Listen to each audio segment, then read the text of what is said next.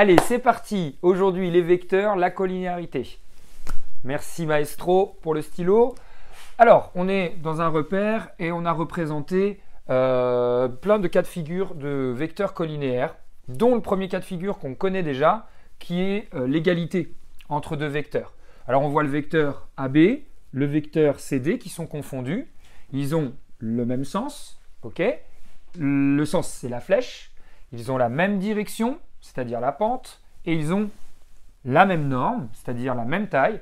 Ce sont deux vecteurs égaux. On a bien CD égale 1 fois AB. Alors, ça, c'est déjà la collinéarité, parce qu'on a déjà le coefficient K de U égale KV, qui est très certainement la formule qui représente la collinéarité dans votre cours. On a un vecteur U qui est égal à K fois le vecteur V. Alors, le vecteur U, il n'y a qu'une lettre. C'est pas grave, hein, ça peut très bien être le vecteur CD. Et le vecteur V, c'est le vecteur AB. Et là, ici, K vaut 1. Une petite précision sur l'égalité de deux vecteurs. Deux vecteurs égaux ne sont pas nécessairement confondus. Le vecteur EF est bien égal au vecteur CD ou au vecteur AB. Pourquoi? Même sens, même norme, la taille, même direction. On a les trois critères pour l'égalité de vecteurs qu'on a déjà vu dans une vidéo précédente. C'est pour ça qu'on a EF égale AB. On pourrait aussi, et ça peut servir dans les exercices, substituer AB et dire que EF est égal à CD. Cette substitution de vecteurs qui sont égaux, c'est très pratique dans beaucoup d'exercices. Maintenant, on passe à une collinéarité un petit peu plus complexe. On n'est plus du tout dans l'égalité de deux vecteurs, même si souvent les élèves, on se trompe. On se dit, tiens, ils sont égaux, mais non. On n'a pas le même sens. On a la même norme à peu près. On a la même direction. C'est la pente, la direction. Il ne faut pas confondre le sens et la direction, mais on n'a pas le même sens. On a donc AG qui est égal à moins AB ou moins 1 fois AB. Mais c'est mieux d'écrire moins AB. Rappel aussi, quand un vecteur est négatif, pour le rendre positif, on change la position des lettres. Hein. Moins AB, c'est en fait le vecteur BA. Okay, et donc EF, c'est le vecteur BA. Pas EF, pardon, HG, c'est le vecteur BA. Ou moins 1 fois AB. Allez, on continue sur la collinéarité. Là, voilà, on va mieux comprendre la collinéarité parce qu'on a le vecteur IJ. Le vecteur IJ, pourquoi est-ce qu'il est collinéaire au vecteur AB? Pas parce qu'il a le même sens, on l'a bien compris, mais tout simplement parce qu'il a la même direction. En fait, le critère de la collinéarité, c'est la direction. Alors que dans une égalité de vecteurs, comme on l'a vu dans une vidéo précédente, encore une fois, il faut 3 critères. Ici, on n'en a besoin que d'un seul, la direction, c'est-à-dire la pente. Pour dire plus simple, ils sont parallèles, ou en tout cas, si on prolongeait le vecteur par une droite, okay, ces deux droites seraient parallèles. Donc, IJ, on peut très bien imaginer ici que c'est le double de AB. Donc, on dirait IJ égale 2AB. On a bien le coefficient K qu'on a. Là, il apparaît clairement, hein, ce coefficient, parce que des fois, on a du mal à voir ici qu'on a moins 1 ou ici, on a 1. Là, on a bien un coefficient 2. On pourrait dire aussi, même si ça n'a pas énormément d'intérêt, que c'est moins 2 BA.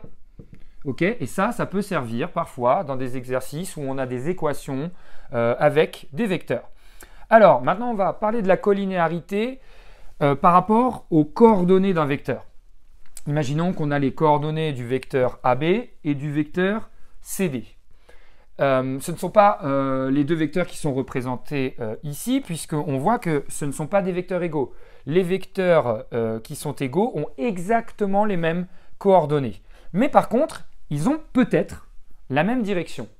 Et je ne sais pas si ça vous dit quelque chose, mais U égale KV, c'est un rapport de proportion, de proportionnalité entre U et V. Parce qu'il y a tout simplement un coefficient. Et je ne sais pas si vous vous souvenez, en proportionnalité, il fallait trouver le coefficient de proportionnalité dans le tableau de proportionnalité. Et bien maintenant, il faut qu'on trouve le coefficient de proportionnalité entre deux vecteurs. Alors, il y a une méthode qui est, pas très officielle, c'est de prendre les coordonnées xy du vecteur CD, par exemple, comme si on était dans une sorte de tableau de proportionnalité et de faire toujours dans le même sens, dans le même ordre, moins 1 divisé par 2, ça fait moins 1,5. Toujours dans le même sens, je commence par ce vecteur-là, je fais moins 2 divisé par 4, et on se rend compte de quoi? Que c'est égal, ce sont deux fractions égales. Okay, parce que moins 2 sur 4, bah, c'est moins 1,5. Donc on a bien un rapport de proportionnalité, le coefficient, finalement, qu'est-ce que c'est? Bah, c'est moins 1,5. Si je multiplie ça par moins 1,5, je trouve ça. Si je multiplie ça par moins 1,5, je trouve cette coordonnée-là. Ça, c'est la façon de faire que vous pouvez faire, par exemple, au brouillon pour être sûr de vous. Mais la méthode qu'attendent les profs en général, c'est de faire ce qu'on appelle le déterminant. Alors, c'est un terme qu'on n'est pas obligé de retenir. On peut imaginer que ce calcul de déterminant, c'est une sorte de produit en croix avec une soustraction au milieu. C'est-à-dire que, en fait, il faut que je prenne la coordonnée x du premier vecteur, que je la multiplie par la coordonnée y', imaginons, de ce vecteur-là, et ensuite je fais moins, et c'est toujours moins. 4, c'est la coordonnée y, puisqu'on a xy ici, fois x', parce qu'on pourrait imaginer qu'on a x' pour le vecteur CD, et cette soustraction, si les vecteurs sont collinéaires, cette soustraction doit donner 0. Ok? Alors, on va l'écrire d'une manière un petit peu scolaire, mais essayez de retenir qu'il faut essayer d'écrire déterminant A, virgule, c'est une virgule, c'est pas un point virgule, CD, ok?